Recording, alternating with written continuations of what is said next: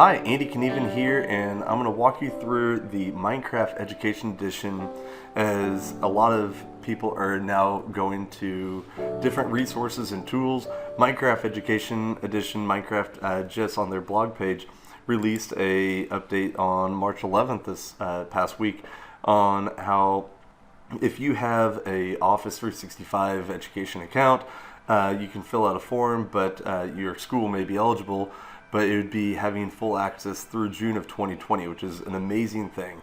And even on this page, there's a remote learning toolkit, which kind of is a quick walkthrough of what Minecraft is and some different features and things to look for once you are in it. However, once you download and install Minecraft Ed, you'll notice that you're down volume or version 1.12.60, and that's important when you are going to share and be in a multiplayer world, and so I'll show you that a little bit later on.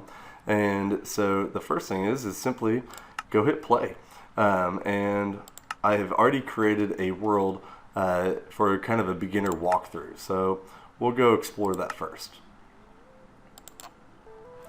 Alright, so as it generates, you'll notice that there are some red blocks in front of us, and to navigate and move in Minecraft is you're going to use the W, A, S, and D keys, and then use your mouse to kind of look around. So a lot of students are really familiar with Minecraft.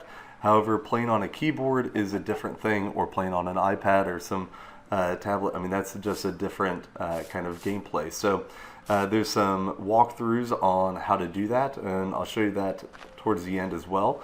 However, some specialty permission blocks are unique just for Minecraft Education Edition, and these are things that I learned from the very beginning, and it really was a great feature to use. So these red blocks are border blocks, so unless you are in the world builder mode, and so if you hit the / and you hit WB, it simply toggles you between being able to, control and break these blocks, or if you actually use them if you are in world builder. But if I / and hit WB again to make it false, if I try to break them, then I get that shadowed black box, and I can't go above, I can't try to jump over, I can't even dig under.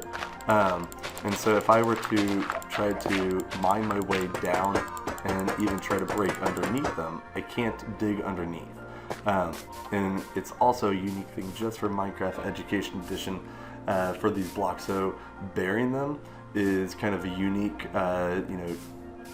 trick, or something that just catches some students off guard, because it allows to give some barriers as you have students build in Minecraft Ed. It's also a great thing that if you are in a multiplayer world, especially if you are the one managing it, that you can teleport somebody into a set of border blocks, so that it would be kind of just like a Minecraft break if they're not being collaborative or supportive in that multiplayer world. So let's look over here to this next set, and these are the allow blocks. And allow blocks are kind of ineffective because you can build anywhere in Minecraft. So I can place grass blocks all over the place, even on these allow blocks. However, if I were to turn it into a immutable world, so if I start typing immutable, I see that I can hit it, gives me some options. If I hit tab, it'll fill it in, and if I type true, there we go.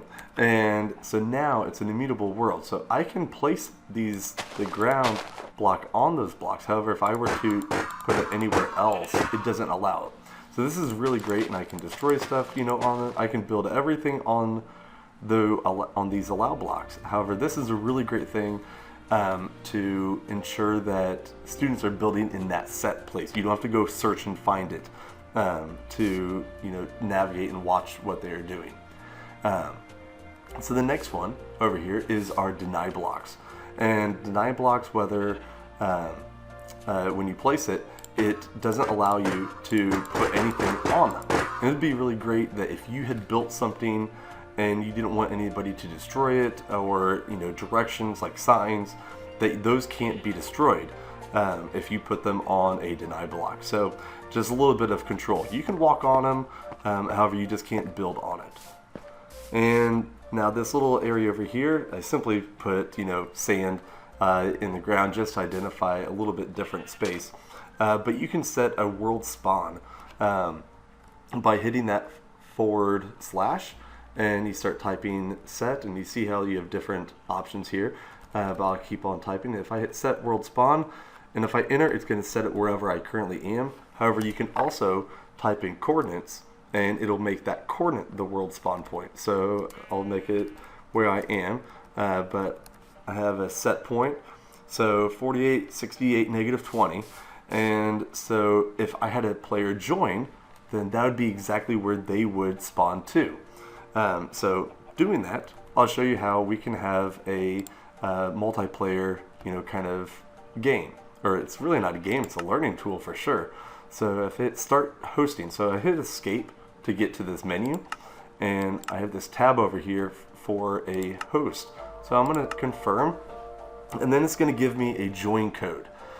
So I have a book and quill, a pickaxe, a panda, and a pickaxe. If I don't like that combination, I can recycle it and create a new one. So I've got Alex, panda, map, and pickaxe. So to have somebody join, I have my document camera going on over here, and my wife, she works in the same district, so I've logged in as her on the iPad here, and Minecraft Ed does work on iPad. And so I'm going to hit play, and so there's all kinds of different things here, but I'm going to hit join world, and I just now need to match up that join code. So I'm going to hit Alex, I need a panda, and then I need a map and a pickaxe. So then I hit confirm, and it tells me I'm going to join this other world. So I hit confirm because that's where I want to go. And as the iPad joins, then once it connects, I'll notice that person, they just appeared right at that spawn point. And so being in Minecraft on an iPad, you can use the arrows to go forward and back. The right side here is jump, but so it's a little bit different. However, if you click and drag across, you can see different things that you're looking at. So I'm gonna click back into the main game on the recording here. I'm going to go back into it. So now how can we use this in the classroom, or for students to build, construct, to learn with it? I can use a book and quill and a camera, and so that's all in the inventory.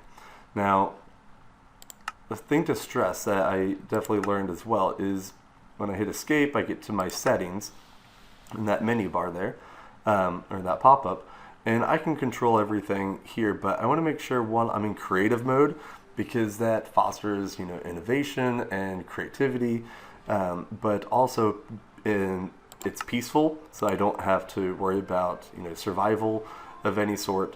And then if I scroll down the coordinates, so I know where I'm at, but I can have it be always day.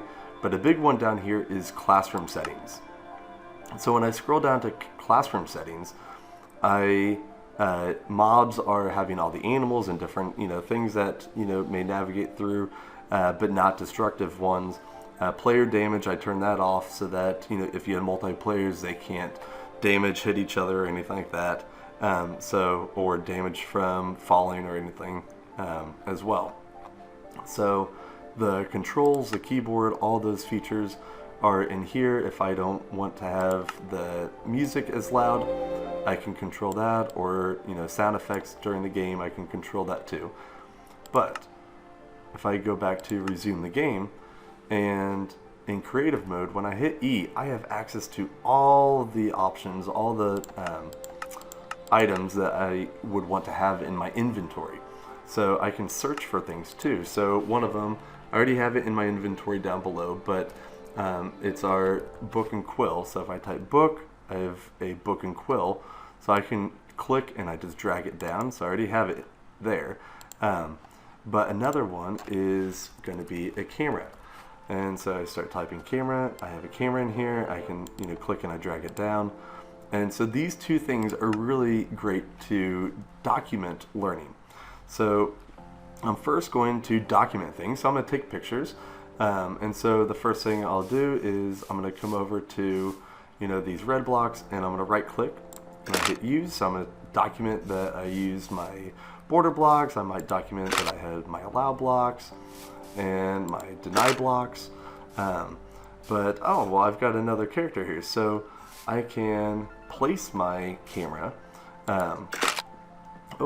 I can place my camera down. I need to turn the immutable world off.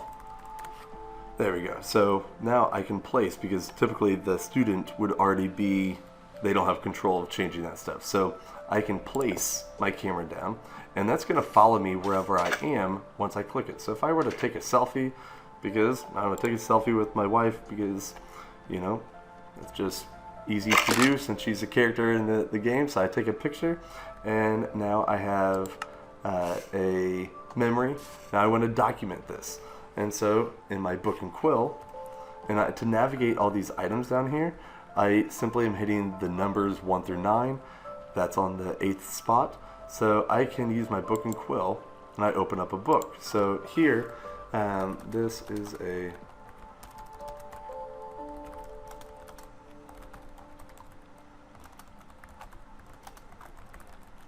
So it's a really quick walkthrough. I have other options down here to add pictures and different things, which is exactly why I took some of those pictures. So if I were to go through and I want to take the selfie of myself and my wife here, so selfie, and then if I hit the next page, maybe I want to document that I saw the allow blocks. And let's add another picture of the deny blocks. And let's say I want to be done with that. So I hit sign. Now, once you sign, you can't edit this anymore. So I'm going to just call it Minecraft, and I sign and close. So now when I have my book, it's now shining. So when I right click, I can click through, I can read my book. This would be an excellent way that students can document their process, their building, or documenting what they are learning throughout this process. But I can hit export, and it's going to open up where can I save this. So I have already created a folder, my Minecraft Ed, and I'm going to save it in here. And I had tried this before, so there's a file already there. But now I need to navigate and find where I saved it. So if I go to my desktop, go to my folder here, and beginner walkthrough. So now it's saved as a PDF, which would be an excellent way that I could then share, send it, email, or submit it in whatever LMS you may have to document your build process or what you had created in Minecraft Education Edition. So then all of this is then each is a PDF page. Excellent use and documentation of your process within Minecraft. So you can stop hosting, and then that boots the other person out of the game, and you save and exit, and it takes you back to the main page. So when you are also navigating in Minecraft, instead of just joining or creating a world of your own, you can actually use a very vast resource that Minecraft has already created for you, and that is all of the pre-made worlds that are there. So if you click on View Library, there are all kinds of lessons based on subject matter. I teach math and science, so there's a whole slew of different ones, computer science, and some of these even have sub lessons within them that you can navigate into. But I would definitely recommend, if it's new to you or your students, is going to the How to Play and going through your different tutorials on how to navigate and use it. code builder, and so there's just so much that you can do within Minecraft Ed. I hope this is helpful, especially as there are many people starting to use this as a remote learning resource. Thank you again, and I hope you can even learn a lot more about Minecraft Ed.